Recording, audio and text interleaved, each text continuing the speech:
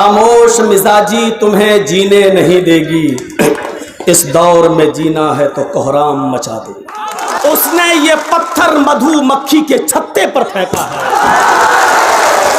उसको अंदाजा है पत्थर फेंकने वाला भी वही, मारने वाला भी वही, लेकिन मधुमक्खियां वो नहीं हैं जो पत्थर फेंकने वाले को छोड़ दें। ये सारी मधुमक्खियां अपने छत्ते से टूटकर मोदी जी तुम्हें ऐसा नोचेंगी, ऐसा खाएंगी कि या तो तुम्हें ये कुर्सी छोड़ना पड़ेगी या तुम्हें सीएए का बिल वापस लेना पड़ेगा। अस्सलामु अलैकुम वरहमतुल्लाहि वबरकातुहू।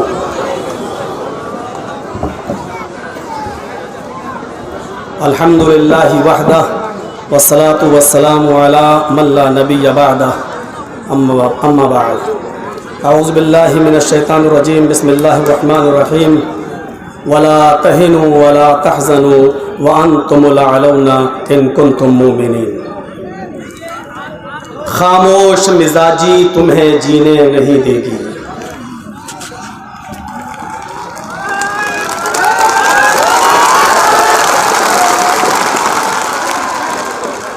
खामोश मिजाजी तुम्हें जीने नहीं देगी, इस दौर में जीना है तो कोहराम मचा दे।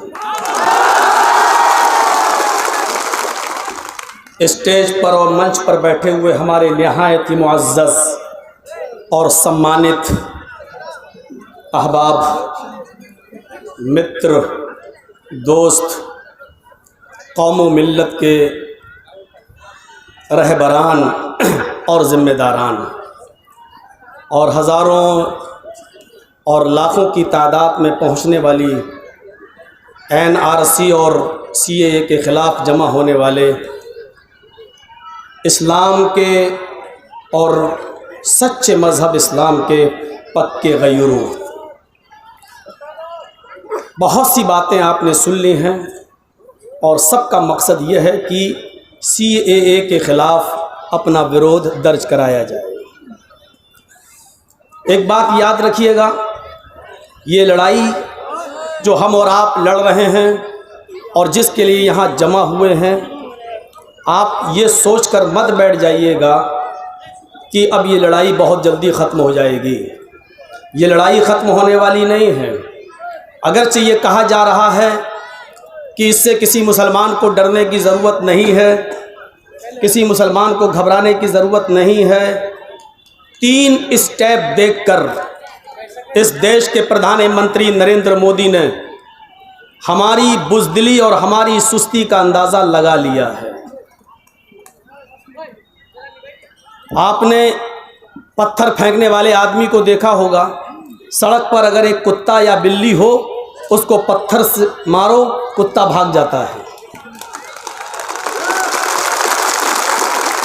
बिल्ली को पत्थर मारा, बिल्ली भाग जाती है। और यही 3 स्टेप ट्रिपल तलाक का बिल लाकर मोदी ने एक पत्थर फेंका। उसने हमें बिखरा हुआ समझा। उसने फिर दूसरा पत्थर फेंका। दूसरा पत्थर क्या था, आपको अच्छी तरीके से मालूम है। ट्रिपल तलाक के बाद एक और बिल, और किसी न किसी तरीके से सुप्रीम कोर्ट के जजों को अपने अंडर में लेकर और प्रेशर बनाकर बाबरी मस्जिद का फैसला अपने हक में ले लिया। उसने दूसरा पत्थर फेंककर हमारी बुज़दिली और सुस्ती का सहारा लिया। फिर उसने एक और पत्थर फेंका, यह देखने के लिए कि मुसलमान किस हद तक पस्त हैं। कश्मीर से धारा 370 को हटाया और उस पर भी उसने हमारे सब्र का इम्तहान लिया है।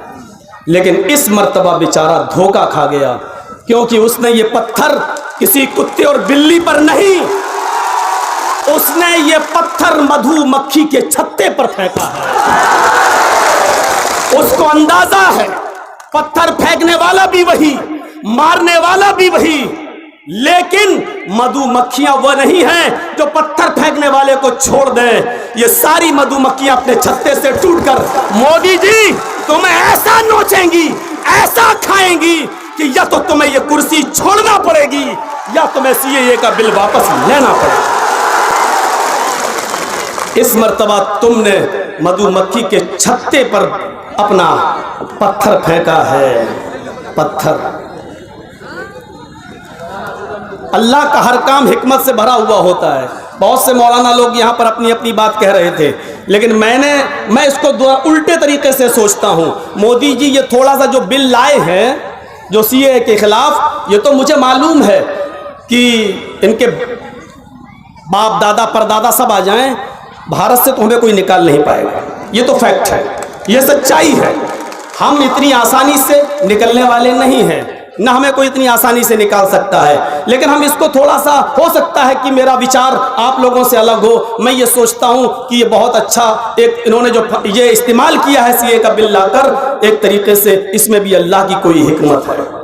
हम मौलाना लोग सारे उलमा को और सारे फिरकों में बटे हुए लोगों को एक प्लेटफार्म पर लाने की कोशिश कर रहे थे, लेकिन हम लोग, तेरे पीछे मेरी नमाज नहीं, मेरे पीछे तेरी नमाज नहीं, तेरा जनाजा फला ने पढ़ लिया, निकाह टूट गया, हम लोग इसी में लगे हुए थे। मोदी जी, ये आपका बहुत बड़ा एहसान है, हम मुसलमानों पर बहुत बड़ी कृपा है आपकी कि आपने हम तमाम मुसलमानों की यूनिटी को जगा दिया है और एक प्लेटफार्म पे कायम कर दिया है। एक प्लेटफार्म पर आप हमको ले आए हो। अब जब हम एक प्लेटफार्म पे आ ही गए हैं, तो अब हम सो रहे थे तब तक सपना देख रहे थे।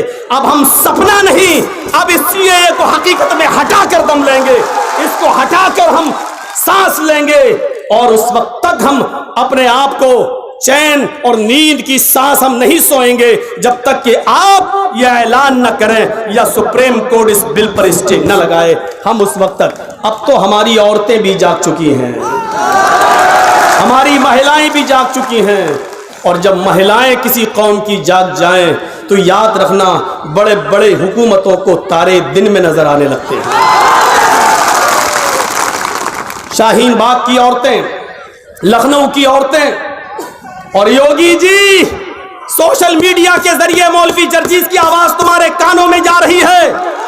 सुनो, बंगाल की पुलिस से सीखो, बंगाल के प्रशासन से सीखो, किस तरीके से शांतिपूर्वक धरना किया जा सकता है, किस तरीके से प्रोटेस्ट संविधान के आइन में और दायरे में रहकर अमन और शांतिपूर्वक प्रोटेस्ट किया जा सकता है। योगी की पुलिस बंगाल की पुलिस से सबक सीखो, सबक, महाराष्ट्र की पुलिस से सबक सीखो, यह तुम्हारे लिए सबक सीखने का मौका है, सबक सीखो। हम इटावा में भी धरना दिए, औरतों को निकाला, लेकिन इटावा की औरतों पर लाठीचार्ज किया गया। मौलवी जर्जीस किशनगंज की धरती पर कांग्रेस के नेतृत्व में तौसीफ आलम की जेर निगरानी होने वाले उस जुलूस में भी शरीक था, लेकिन किसी का इंडिया टीवी और जी न्यूज पर और सुदर्शन चैनल पर नहीं दिखाया। सबसे ज्यादा उसने मुझे नंगा करने की कोशिश की। मीडिया वालों, मुझे तुम्हारी हकीकत मालूम है, तुम किसकी गोद में पल रहे हो यह भी मालूम है, तुम्हारी हैसियत क्या है यह भी तुम्हें मालूम है। मैं ये भी जानता हूं कि तुम पैसों के चक्कर में अपनी मां, बहनों, बेटियों की इज्जत को, अस्मत को भी तार तार कर सकते हो, क्योंकि तुम्हारे ऊपर किसका हाथ है मैं अच्छी तरीके से जानता हूं। अर्थव्यवस्था और इधर उधर की बातें तुम उस पर डिबेट नहीं कर सकते हो, क्योंकि तुम्हारा चैनल बंद कर दिया जाएगा, यह तुम्हें भी मालूम है, यह तुम्हें भी मालूम है। मेरे भाइयों, एक बात और कह देना चाहता हूं आपसे, मोदी जी इंडिया गेट पे चले जाइए, और 26 जनवरी को मौका लगे आज, और मेरी आवाज यूट्यूब के जरिए और सोशल मीडिया तक पहुंच जाए के जरिए जाए, तो इंडिया गेट पर जाते वक्त लिस्ट देख लीजिएगा। लिस्ट इंडिया गेट पर, आपको मालूम है, इस देश की आजादी के लिए, इस देश के संविधान को बचाने के लिए, इस देश को, हिंदुस्तान को अंग्रेजों से आजाद कराने के लिए 95,300 लोगों ने अपनी जान का जो नजराना पेश किया था, उनके नाम इंडिया गेट पर आज भी लिखे हुए हैं। इंडिया गेट पर आज भी उन 95,300 लोगों में 61,395 सिर्फ मुसलमानों के नाम है। 61,395 सिर्फ मुसलमानों के नाम, 95,000 टोटल, उनमें मुसलमान कितने? 61,000। आज हमसे पूछते हो तुम नागरिकता दिखाओ, नागरिकता आडवाणी दिखाए, लाल कृष्ण आडवाणी दिखाए तुम कहां से आए हो। नागरिकता अमित शाह दिखाए कि तुम कहां से आए हो। नागरिकता मोदी जी आप दिखाओ कि आप कहां से आए हो। इस देश को आजाद कराने में हमने सबसे ज्यादा कुर्बानी दी है। पिछले 14,480, मैंने पूरा एक नोट किया है, पिछले 14,480 लोगों ने, दलित 10,777 लोगों ने, स्वर्ण 598 लोगों ने, सिख 8,050 लोगों ने, इन सिखों ने कुर्बानी दी।